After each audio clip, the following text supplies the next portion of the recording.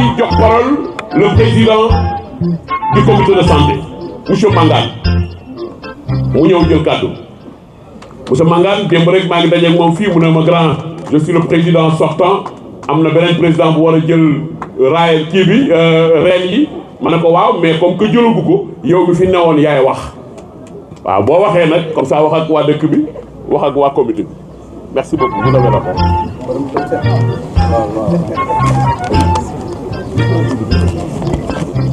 Bonjour, ministre.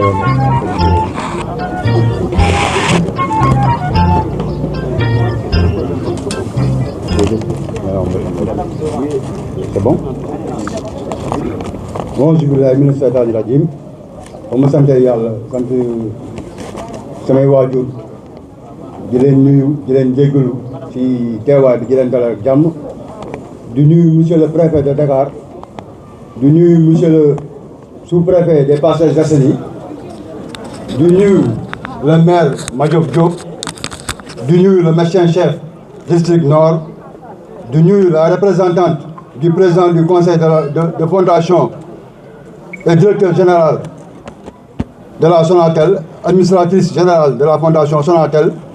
di nuyu le représentant du ministre de la santé et de l'hygiène publique, le secrétaire général, di nuyu les délégués de quartier, di nuyu les bajjan gox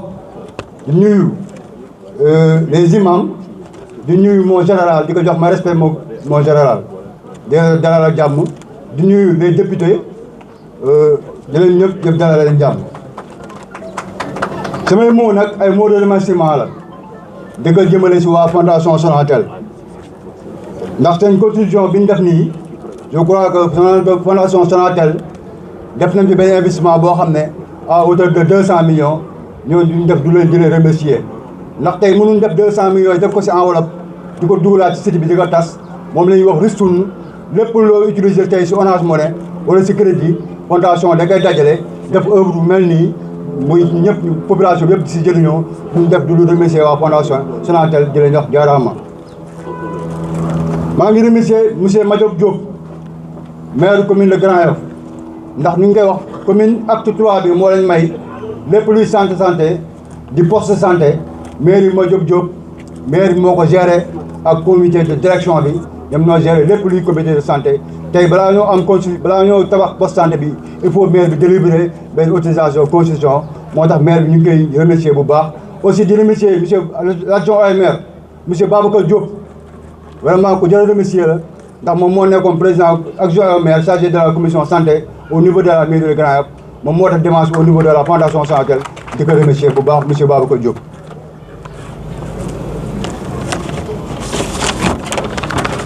maa ngi remercier monsieur madame le médecin chef district Nord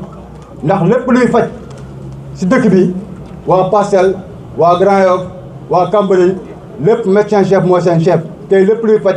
moom bu amuloon collaboration li ñuy wax liy technique ndax boo tabaxee ba pare mairie su defee ba pare di ko yóbbu si médecin chef moo koy valider ak waa ministère ndax kooku am na collaboration boo xam ne duñ def du li koy remercier di ko wax ma mère jërëjëf. ah maa ngi remercier rek les membres de fondation les membres du comité directeur comité CDS HLM Grand Yoff ndax dañ ne dëkk ndaw si waxee léegi madame Touré ni mu ko waxee léegi lii bu fecc bi neexee yaa téye si mbagg ji. Je crois que CDS bi ñoom tam resté wuñ en date ci réalisation projet bi ndax boo xoolee fondation en 2023 lañ joxoon sommation mairie bi pour ñu toxal poste santé bi pour ñu mën a commencer travaux yi mais yaa xamul benn retard waa fondation di leen di remercier ci patience bi ñu toog pendant 8 mois di xaar gars yi nañ leen toxal poste santé bi. si la waa mairie bi sollicité comité développement sanitaire bi ñu ñoo toxal poste santé bi loger ICP bi pour mu am continuité de service public ndax poste santé kenn du ko tëj moo tax CDS bi moo mun a déboucher te à nos jours gérer location pendant 18 mois dépensé lu mat 8 700 000 francs seen kees jëlee wuñ ko feneen amuñ feneen aide bu jógee feneen pour ñëw dimbale comité de santé bi lépp ñu ñëw ko liggéey de A à Z dépensé 8 700 000 francs 8 700 000 pour fay location à nos jours nii amuluñ kenn benn créance ñu ngi remercier vraiment population bi di leen jàppale. maa ngi terminé nag di remercier waa fondation ndax waa fondation vraiment am nañ patience boo xam ne toog nañ 8 mois di xaar ñu toxal poste santé bi bu ñu amee retard de 3 mois nag si travaux yi je crois waru impacté wu duñ def di leen di remercier encore une fois. maa ngi tëjee nag samay kàddu comme temps bi dafa xaw te àjjuma la maa ngi remercier le directeur. Le représentant conseil d'élection fondation, le directeur général de la Sonatel, l'administratif général de la fondation Sonatel, ñun waa CDS bi ñoo am benn attestation de reconnaissance boo xam ne dañ ko war a dérivé di ko jox la directrice en guise de reconnaissance comme quoi que CDS bi ñoo ko jox Abdoulaye Thioub. Après on va remettre ce tableau du tableau nag attestation la. ndax tableau moom ñëpp dañuy romb du xool xam ne tableau mais attestation de reconnaissance bi boo xam ne ñu ngi ko jox à l'endroit de la fondation Sonatel di leen remercier asalaamaaleykum wa rahmatullahi taala wa barakatu. auzu billahi mina sheytaani rajim bismillahi rahmani rahim asalaamaaleykum wa rahmatullah maa ngi nuyu ñëpp ci seen tur ak seen sant di njëkkee sama nuyoo monsieur le maire de la commune de Grand Yoff monsieur Madiop Diop di nuyu le représentant du ministère de la santé et de l'hygiène publique di ci teg monsieur le préfet monsieur le sous-préfet du ma fàtte sama médecin chef docteur Rokhaya Dabassi ñu ngi koy nuyu bu baax di ko gërëm di nuyu imam ak ñëpp ñu fi teew population HLM Grand Yoff maa ngi leen di nuyu kàddu gi nag du mën a gudd ndax xol bu sedd dañuy lu ñu def lu dul remercier di ay paroles de remerciement yu jëm ci fondation Sonatel mi ñu defaral lii ndax xam nañ fi ñu jugee ko ak fi ñu indi tey di wax nag aussi sas nañ ñu ndax fi ñu nekkoon ak conditions yi ñi indi tey war nañoo gën a góorgóorlu ba indicateur yi fi mu tolloon ñu gën a góorgóorlu liggéey ba romb foofu ba fii ci HLM Grand Yoff daal indicateur de santé yi yéeg li dem ci wàllum vaccination bi bu benn xale amati feebar boo xamante ne nii c'est évitable par la vaccination mun nañ ci mucc ci boo ñàkkoo jigéen ñi tamit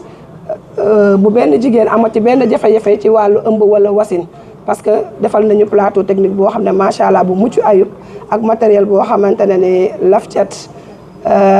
li ci gën a doolee ko rek comme niñ ko waxee sànq déplace dañuy am santé bu accessible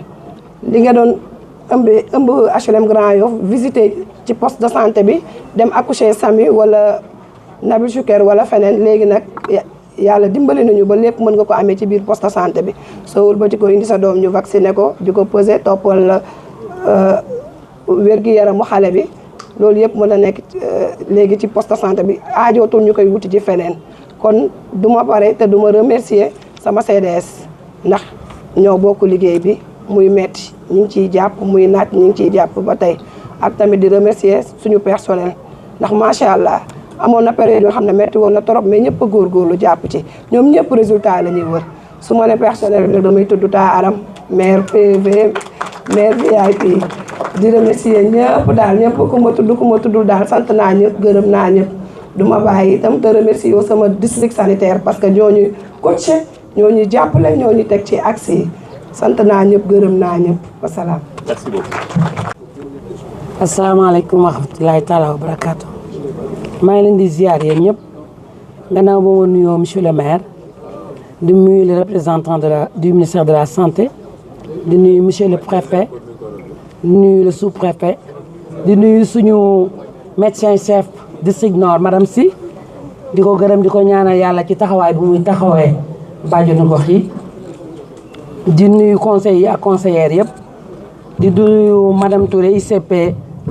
ak ses bàjjenu gox les comités de santé maa ngi nuyu sama imam ak sama ulema yi di nuyu sama chef de quartier yi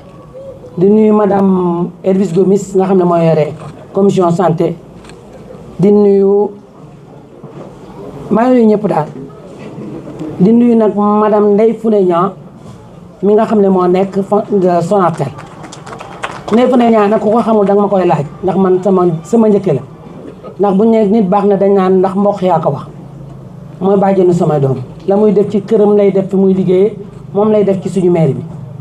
kon ñu ngi koy ñaanal yàlla taxawaay bi yàlla na yàgg ndax nag lii lépp moom la moo nekk conseillère dañuy dimbali dañu jàppale te c'est pas une première fois ndax école bi ku école marché Grand Yoff ku ko gis xam ne fondation Sonatel ñoo ko def fondation Sonatel nag li ñuy def ci réew moom umbul kenn ndax ku toog ci télévision bi di nga ko gis mais Madiop moom mooy le vrai maire mooy maire boo xam ne dañ koy jox loxo ca kaw ndax maire la boo xam ne dafa ñëw fekk xale yi mu ànd ak ñoom moo gis safam yëpp nag doo fa gis benn mag bu ne nag conseiller nga rek da nga koy conseiller waaye ay xale rek lay ànd waaye lii nag du léegi lu bari la Madiop buñ ko bàyyoon ba pare léppay pare ñu ngi ñaan yàlla nag suñu centre de santé bi nekk Grand Yoff 2 tam yàlla nañ ko ci poste de santé bi yàlla nañ ko def grand centre de santé waaye bijou bii tabarkàlla macha allah ñëpp bëgg nañ ci ñu ñaan yàlla nag jigéen ñi ñëw complètement parce que ñun comme santé lañ nekk reproduction mère enfant moom la bàjjen gox yëpp di dox ma doon seen présidente ñu ci dox lu baree bari ànd ak nag suñu ICP yi ànd ak suñu major yi di jàppale jigéen ñi parce que loolu mooy suñu wargal te loolu mooy suñu devoir kon dañuy laaj bijou bi nañ ko defar ba bu ëllëgee gi si biir mu fi ñëwaatee ñu xam ne dañ ñu ko defaral ba mu baax ñu ngi ziar ñi waaye Madiop fi nga jàpp foofu la jël xale rek def la parce que xale mooy mujjee réew te réew mi ko àndut ak xale yi doo ànd kenn te yow loolu ngay dox waaye lii du sa première de lii du sa première yow buñ la xoolee Grand Yoff defar nga ko Grand Yoff yëpp defar nga ko en poste de santé yëpp nga érigé école yëpp bu ñu commencé école ouverture des classes nga joxe yëpp ci école yi ñun bàjjoon nga xam ne ci dara ndax looy def rek ñoo nga ca kon dañ lay ñaanal yàlla taxawaay bi yàlla na yàgg lii nag moom c'est pas une première fois kon ñaan yàlla rek parce que yow lu ne lay wut fu ne nga koy wute suñ demee ci maternité Grand Yoff 2 B soo duggee ci salle d'accouchement bi da ngay naan maa nga ci ni ñu ko xeeti ci yeneen kii yu nu structure yu mag yi ci hôpitaux yu mag yi fa ngay fekk ndax lépp a ngi ci biir am na télévision lépp moom fu mu gisee fu ñuy wax lu baax rek dina ko la boo ko waxee ne kaay ñooñu dañu ñëw ne ko dañ lay defaral sa bureau mu ne man soxla ma bureau yóbbu leen ba Grand Yoff 2 dem leen ci maternité bi ngeen équipé ko defar ko soo duggee ci maternité bi da nga naan ci ñoo nga ci clinique yi kon ñu ngi koy ñaanal yàlla lu ñu mën ren yàlla mën déwén lu ko di ñaanal ñëpp ñu ngi gërëm ñëpp di sant ñëpp jërë ngeen jëf bi gannaaw bi ñu sante yàlla sant yonent bi sant suñu waajur ñu ngi am contentement bu rëy di gërëm fondation Sonatel si lim ñu defal te maire bi Madiop Diop jàpp ci kontaan nañ bu baax ñu ngi ñaan population bi ñuy wër HLM Grand Yoff Grand Yoff yëpp si lañ bokk ñëpp nañ ñëw fii seen hôpital la léegi dañ fi def accouchement def bi ñu poste de santé bi amuloon accouchement te léegi am nañ maternité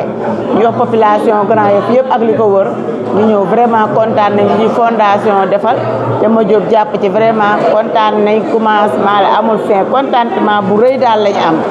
ñu sant yàlla léegi nag nañ yokk kii yi rek personnel bi ak technicien de surface yi pour fii gën a set gën a lii ba ku si nekk daal nga gis ci sa bopp population bi yëpp ñu ngi ñaan ñoom ñëpp ñun ñëpp ñu ngi ci seen bopp vraiment kontaan nañ macha allah macha allah. xanaa kontante moom def nañ ko si waa fondation Sonatel li ñuy defaral fii si HLM Grand Yoff lii ndam bu rëy la ak sag bu rëy ñu ngi gërëm fondation Sonatel di ko gërëm di ko sant léegi nag la balle est dans le camp de l'ICP hôpital bii poste de santé bi du n'importe quel poste de santé de ni ñu ko tabaxee sax da nga koy xool entretien la laal entretien bu mot sëkk nañ ko toppatoo entretien ni ko ndax malade bu ñëwee bu faju bu setee rek mun na wér si saa si mais bu ñëwee fekk poste bi tilim malade bi du wér wasalaam kontaan nañ trop ci santé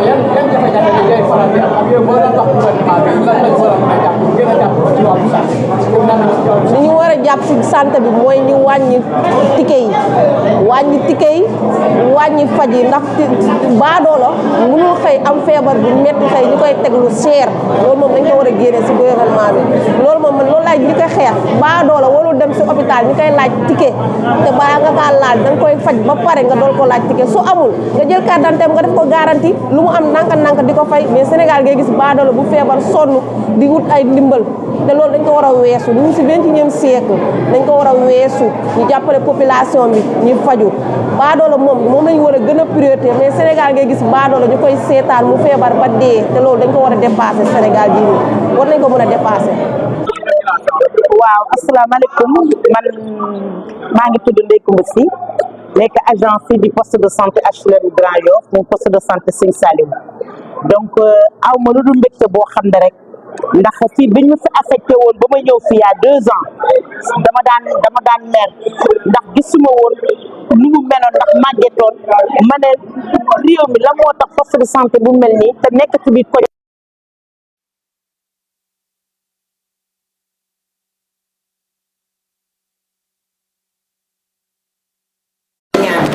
defal ko ma am mbëgte trop di ñaan yàlla suñu borom nii ñu ko waa fondation Sonatel joxe yàlla may ñu gàttal ak mën-mën ba ñu nekk di funte di ko def cet bi fi am yàlla nag sax ndax bu sax bu amul cet nit ñi duñu mën a wér te di ñaanal aussi waa fondation di leen Sonatel di leen gërëm bu baax a baax di ñaax sama mbokk yi nga xam ne sama collègue ñu ñoo fi nekk di liggéey ñun lañu góorgóorlu ñu poste de santé HLM Grand Yoff di ñaan ñëpp jàpp ci ndax hygiène du pour yow kese hygiène pour ñëpp la nañu jàpp gën a sax ci loolu parce que ñëpp a ngi ñu seen bët yi di xool am na ñu koy yéene am na ñu koy yéenewul mais ñun ñëpp ñoo fi nekk di liggéey di ñaan yàlla suñu borom poste bi ñu entretien gën a fonk suñu liggéey gën a ubbeeku ci population bi nga xam ne ñoo ñëw di fréquenté fii gën a ubbeeku damay gën a ñaax ci loolu ci cet bi ak accueil bi c'est très important parce que l'accueil l'orientation c'est ce qui fait le sens de la santé donc malade bi bu yegg see mu gis ne am nañu un petit sourire c'est un immense plaisir si accueil boobu donc maa ngi ñaan yàlla dafa jàmm merci beaucoup et encore une fois je remercie la fondation Sonatel qui est là en collaboration avec la mairie de Grand Yoff avec monsieur Madiop Diop et puis le ministère de la santé je remercie tout le monde merci beaucoup. poste de santé bi au début amutoon ci salle d'accouchement léegi def nañ ci salle d'accouchement léegi dinañ gën a mën a kii équipé nañ ko tabax nañ ko ba mu rafet ñun ñëpp kontaan nañ ci kii bi poste de santé wax dëgg macha allah kontaan nañ ci rafet na rëy na yaatu na wax dëgg malade bi fi nekk dinañ ko mën a accueillir normal. poste de santé yi ak hôpitaux yi bërëbu fajukaay yi day faral di am ay jafe-jafe yooyu yow boo doon lancé gouvernement bi pour ñu jàppale leen ci jafe-jafe yooyu lan ban problème ngeen di faral di am. surtout accueil mooy suñu problème da ngay ñëw hôpital au lieu ñu accueillir la bu baax xam nga buñ la accueillir accueil bu normalement sa jàngoro sax boo ko indee dina wàññeeku waaye boo ñëwee non seulement duñ la accueillir accueil bu baax waaye noonu lañ lay seetaanee da ngay nekk di laajte kii fan laay dem kii fan laay kii ba finalement da ngay découragé sax te boo ñëwee rang bi ci boppam da ngay rang ba bugg a dee sa feebar boo ko indi woon di nga rang ba sa feebar yokku sa jàngoro day mujjee yokku sax